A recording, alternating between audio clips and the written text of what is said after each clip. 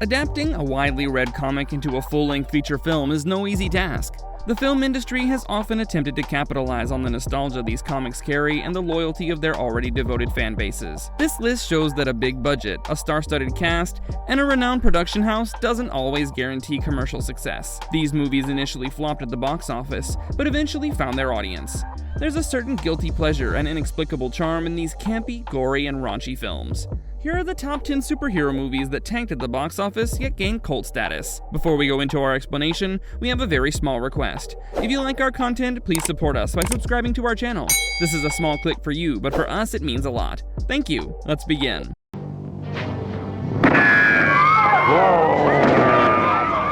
The Toxic Avenger, 1984. In the fictional town of Traumaville, a meek and timid young janitor named Melvin, mockingly named Little Melvin, works at a health club. To escape relentless bullying, he leaps from a window and lands in a barrel of green toxic nuclear waste. The frail Melvin undergoes a grotesque transformation, emerging as a horrifying yet powerful superhero. With bulging muscles, oozing boils, and a half-melted face, he re-emerges as the Toxic Avenger, the first superhero born out of nuclear waste. His humble janitor tools, a bucket and mop, now serve as deadly weapons. He dispatches villains in brutal and ingenious ways.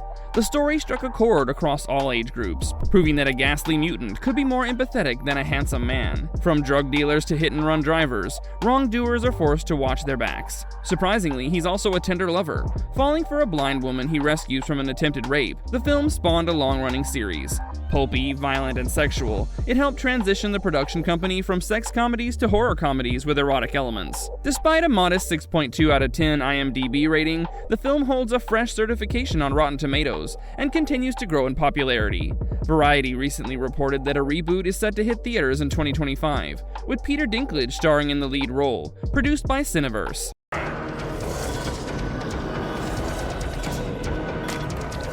The Guyver, 1991. Based on a Japanese manga, The Guyver follows a plot in which aliens have planted biomechanical suits, disc-shaped units, that can attach to humans like parasites, transforming them into powerful machine alien humanoids. The protagonist stumbles upon one of these suits, which grants him extraordinary abilities, but soon finds himself hunted by the aliens who want it back.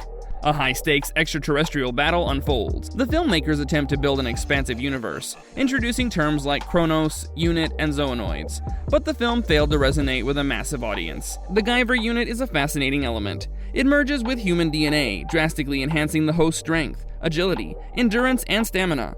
Beyond cosmetic changes, the suit can regenerate and even operate independently, possibly with a will of its own, hinting at sentient control. With a 33% rating on Rotten Tomatoes and a 4.9 out of 10 on IMDb, the movie initially received mixed reviews. However, over time, it has gained a niche following and secured its place as a cult classic.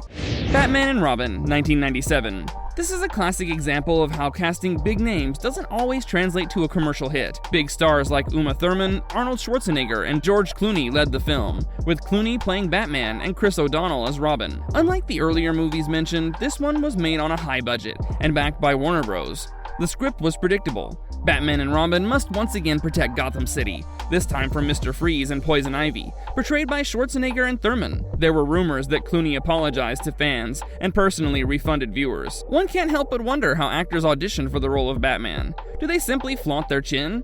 In my opinion, Clooney had the most befitting chin in the mask. A problematic strain of news also emerged. Scenes featuring Batgirl were edited out because the actress Alicia Silverstone, just a teenager at the time, was reportedly unable to fit into the tight body-hugging suits.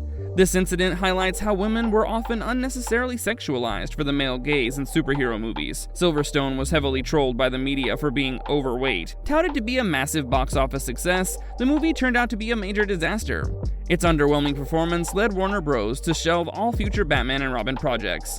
On paper, the characters were well written, the villains had depth, the other protagonists were righteous. However, the execution failed miserably, reducing them to flimsy caricatures. Rotten Tomatoes gave it a dismal 11% rating, classifying it as rotten.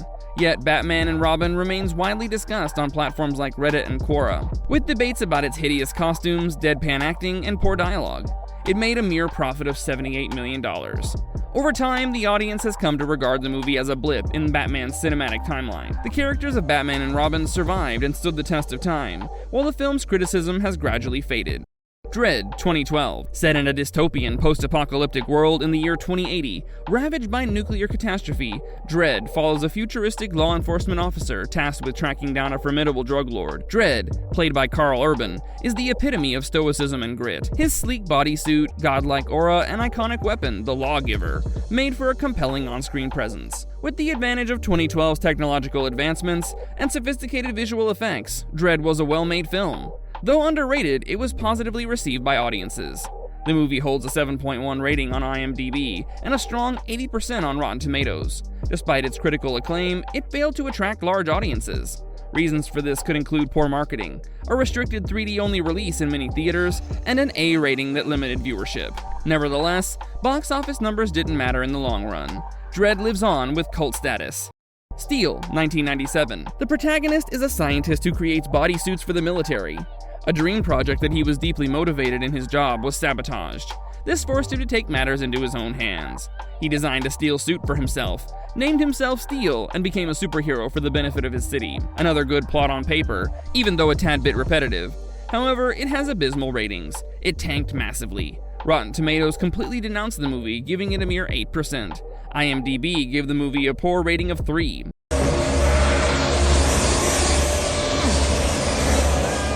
The Phantom, 1996. A beloved comic for generations, The Phantom faced the test of whether its cinematic adaptation could achieve the same success. Known as the Ghost Who Walks, the Phantom is the protector of jungle tribes. Revered like a king, the Phantom mantle is passed down through generations, each male successor swearing an oath to protect the tribe. He guards ancient skulls, wears skull rings, and dons a purple cape with theatrical flair. Big names like Billy Zane, Catherine Zeta-Jones, and Christy Swanson were brought in for lead roles. However, as often happens, the film relied more on nostalgia than cinematic merit. Commercially, it failed to make a significant impact, leading to the cancellation of any planned sequels or reboots.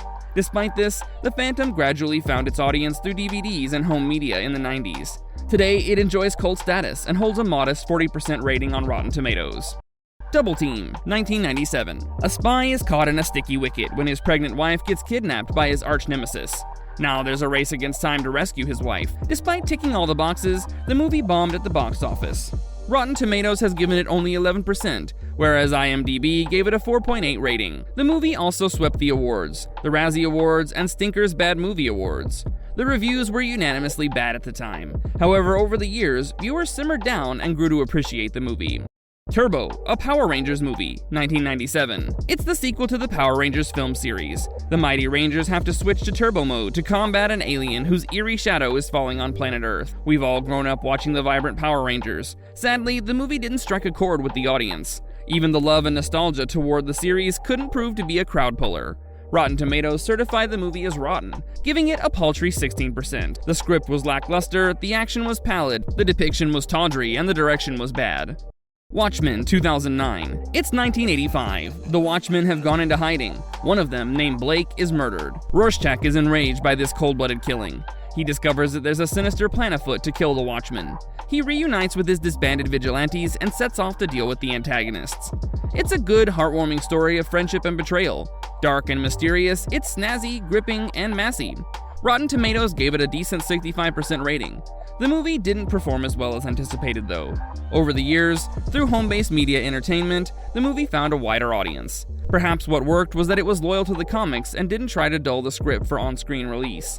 After an uncut version was released later, it triggered more interest among its audience.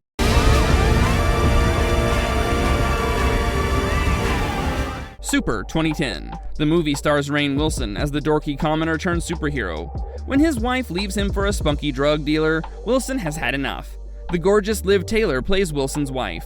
Realizing that he has no control over his actual life, Wilson creates an alter ego, Crimson Bolt. He makes a ridiculously gaudy bodysuit. The bright red and yellow suit is different from the usual intense superhero outfit. Wilson disarms the villains with his appearance, but then out comes his wrench, and the killing rampage begins. He doles out preachings to the wrongdoers. Don't steal. Don't do drugs. Don't molest kids. He's brimming with confidence and authority as Crimson Bolt. His famous tagline is, "Shut up, crime." The glittery newcomer at the time, Ellen Page, played the brave role of Wilson's unhinged, psychopathic sidekick. Wilson is well known for the comedic role he played in the US version of The Office. It's interesting to see him rack ribs and crack skulls of the villains in this action movie. It received mixed reviews from critics and audiences. IMDb gave it a 6.7 rating, and Rotten Tomatoes gave it 50%. It didn't receive instant fan following, since it's not a regular superhero movie. It took viewers some time to come around and accept it. Marvelous verdict. This is a good list for movie aficionados to explore. These movies stand as a testament to the evolution of movie making, VFX, and special effects in action films. It's like an acquired taste, a guilty, grungy watch. At the heart of all these movies is a solid plotline. It was other factors that dragged them down. These range from bad publicity, poor marketing, bad direction, ridiculous costumes, among other tertiary issues. These movies gave hardcore comic readers visuals to dig into the comics with more vigor. If you liked our content, don't forget to leave a like and subscribe to us if you haven't already. Have a good one and be safe. Thanks, everyone.